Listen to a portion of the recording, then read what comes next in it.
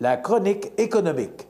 Une présentation des services financiers Raymond Sanson, 118 Avenue de la Gare, Montmagny, 418-248-3583. Il est là, il n'en manque jamais, il est toujours présent, cette chronique économique du lundi. Raymond Sanson, bonjour. Bonjour. Comment ça va? Oui, ça va très bien. Bon. Très bien, oui, très bien. Raymond, on est aujourd'hui lundi le 27 février. On sait que le mois de février est un mois plus court. Ça se termine demain. On tourne la page du calendrier le 1er mars.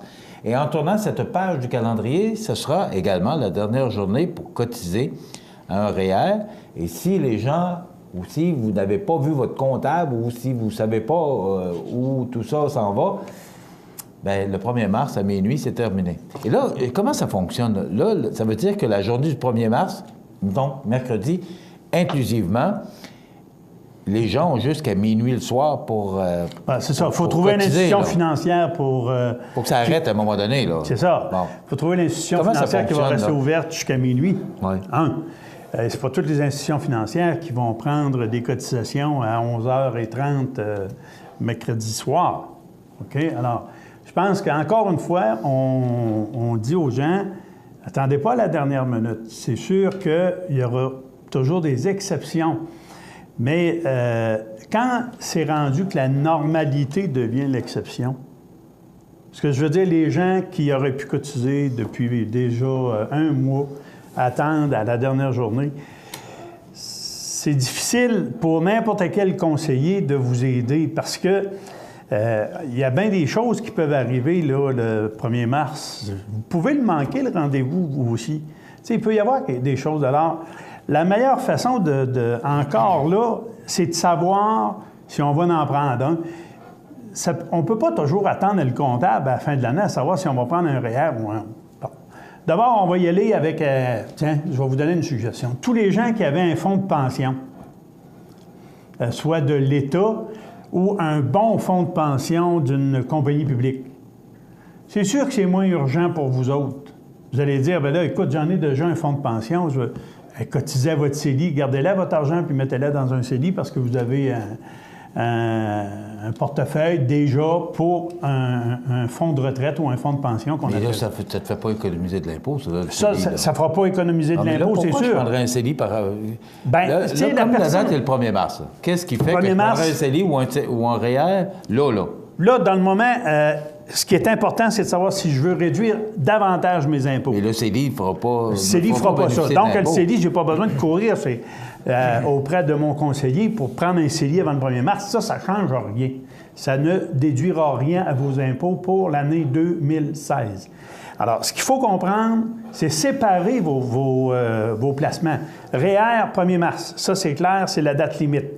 Alors, ceux qui n'ont pas cotisé encore, bien, dépêchez-vous, prenez le téléphone, communiquez avec votre conseiller, réservez une place, faites quelque chose. C'est important pour que vous puissiez avoir droit à votre déduction.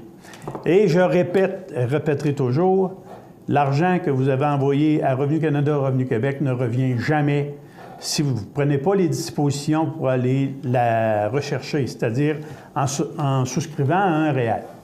Bon, ceci dit, il y a des gens qui vont faire les transactions par Internet. Parfait, vous faites le transfert d'un compte à un autre, puis ça s'enregistre. Parfait. Tous ceux qui sont habiles avec l'informatique, vous vous organisez de cette façon-là. Parfait, il n'y a aucun problème.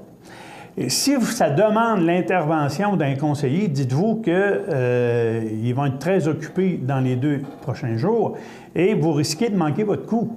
C'est important, ça. Alors, nous autres, je sais que chez nous, on peut souscrire un REER en soirée, le 1er mars, mais il faut faire le transfert informatisé au siège social avant minuit. On pourra déposer l'argent le lendemain, mais il faut vraiment que la transaction soit enregistrée avant minuit 1er mars. Le 2 mars au matin, il va être trop tard. Trop tard, oubliez ça, là. Parce que Revenu Canada, c'est ce qui surveille. Ils ne veulent pas qu'on passe à côté de ces dates-là. Donc, encore une fois, meilleure façon de souscrire à votre REER, prenez donc l'habitude de le faire à la semaine ou aux 15 jours, à la date de votre paye. Je pense qu'avec ça, vous n'aurez pas de problème. Oui, mais moi, j'attends la fin de l'année pour voir les déductions que mon comptable va me dire. Bien, là, on va regarder l'année fiscale et on va voir. Est-ce que c'est un bon moyen ou... Si tu me parles, Michel, d'un travailleur autonome, je vais suivre ton raisonnement. Mais si tu me parles d'un travailleur qui a une paye à tous les semaines, bien là, il sait c'est quoi qu'il va avoir. Il connaît tout de suite le montant de son revenu de l'année, puis il sait c'est quoi qu'on va lui avoir enlevé comme impôt. Il n'y a pas besoin d'attendre pour parler à son comptable. Là, on parle de travailleurs autonomes. Oui, mais Raymond, est-ce que la déduction à la source, c'est ça que tu nous mentionnes, est-ce que c'est bon pour le CELI aussi? Oui, même chose. Okay. On peut souscrire un CELI à partir de que je vais prendre un CELI ou un REER? Le rendement, est-ce que le rendement est meilleur sur un CELI? Même chose? On va avoir les mêmes rendements. Rappelez-vous ce que je vous avais dessiné déjà au tableau. Le rendement sur un CELI ou sur un REER peut être le même, tout dépendant dans lequel véhicule je vais l'avoir investi.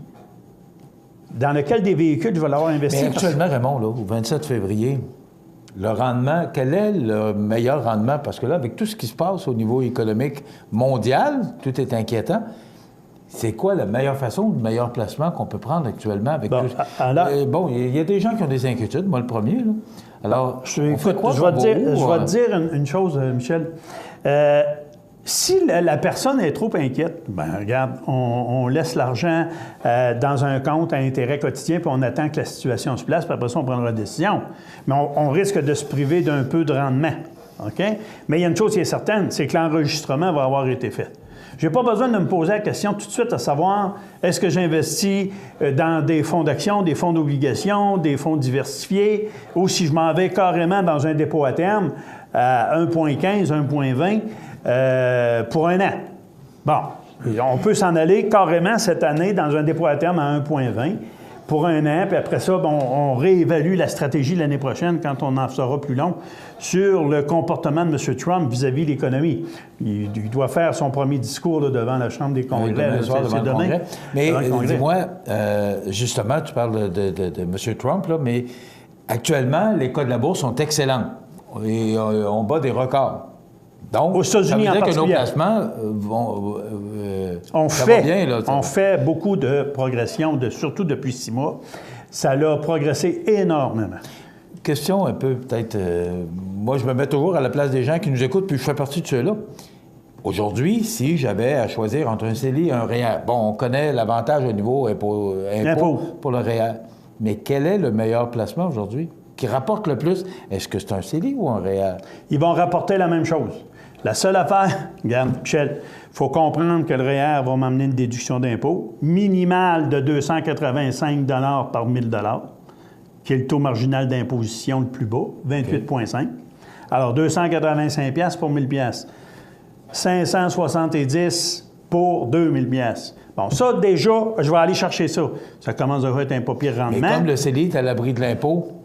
C'est rien que l'intérêt qui est à l'abri de l'impôt. Alors, que ce soit à l'intérieur du REER ou à l'intérieur du CELI, ça va être le même argent à l'abri de l'impôt. Sauf que le REER, un jour, je vais payer l'impôt sur l'intérêt. Alors que sur le CELI, je ne le paierai jamais. Par contre, le REER s'imposait parce que j'avais besoin d'une déduction fiscale. J'ai besoin de réduire mes impôts.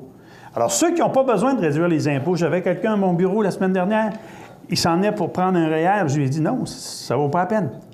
Parce que son revenu était à peine de 20 000 $. J'ai dit, ça ne vaut pas la peine.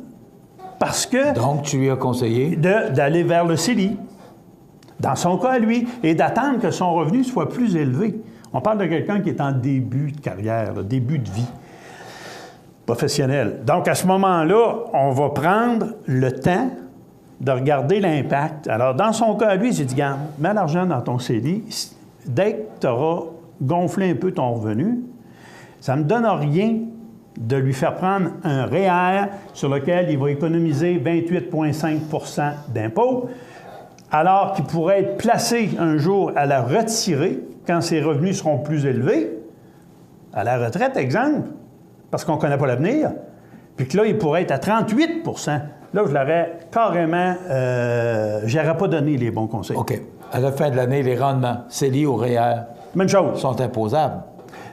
Jamais dans le CELI. OK. Mais le REER, oui. Oui, lors du retrait. OK. Donc, à chaque année, qu'est-ce qu'on fait des intérêts? La question, le REER, c'est compliqué tout ça. Hein? Le REER me permet de déduction d'impôt. Un rendement à la fin de l'année de X montant d'intérêt. Elles vont où, ces intérêts-là? Elles seront imposables lorsque je retirerai mes sous du REER. OK. Et le CELI? Le CELI, les rendements ou intérêts ne sont pas imposables. Ils ne le seront pas non plus au retrait si j'ai besoin de mon argent. N'oublions pas que c'est un compte d'épargne libre d'impôt. Ça avait été mis en place pour favoriser les personnes âgées à se mettre des sous de côté puis aider les Canadiens à se mettre des sous de côté parce que l'État devra se retrancher. Et ils vont se reprendre à quelque part. Faites-vous-en pas avec ça, là. Il va y avoir des crédits d'impôt qui vont disparaître. Puis le gouvernement sait quel montant on investit dans les CELI. Hein.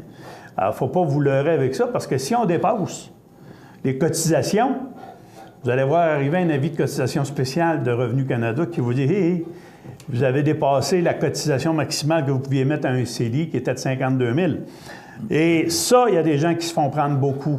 Beaucoup de Canadiens ont suivi dans le passé des avis de cotisation spéciale avec des intérêts lourds à apporter parce qu'il y avait des CELI souvent à 2 institutions financières puis ils ne se préoccupaient pas de suivre. Alors, de suivre les cotisations annuelles qu'on pouvait mettre.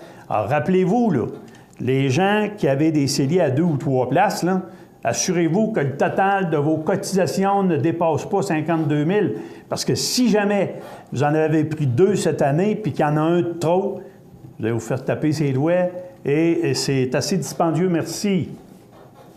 Donc, à vous de vous faire une idée maintenant, mais vous savez, quand on regarde ça, puis qu'on entend ça, puis on dit allez donc voir des professionnels poser les bonnes questions, comme je viens de faire, et après ça, faites-vous une idée et faites le meilleur placement qui sera le moins coûteux pour l'impôt. On en donne assez qu'à un moment donné, charité bien ordonnée commence par soi-même. Et voilà, et profiter des avantages qu'on nous donne. Des avantages et des déductions fiscales qu'on peut avoir. Merci beaucoup, Raymond Sanson. Bienvenue. On se retrouve la semaine prochaine.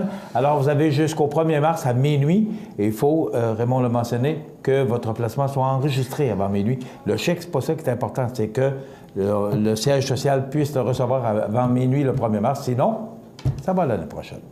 Voilà, ça complète notre chronique économique pour aujourd'hui. Rendez-vous la semaine prochaine, dans quelques instants, les anniversaires IGA.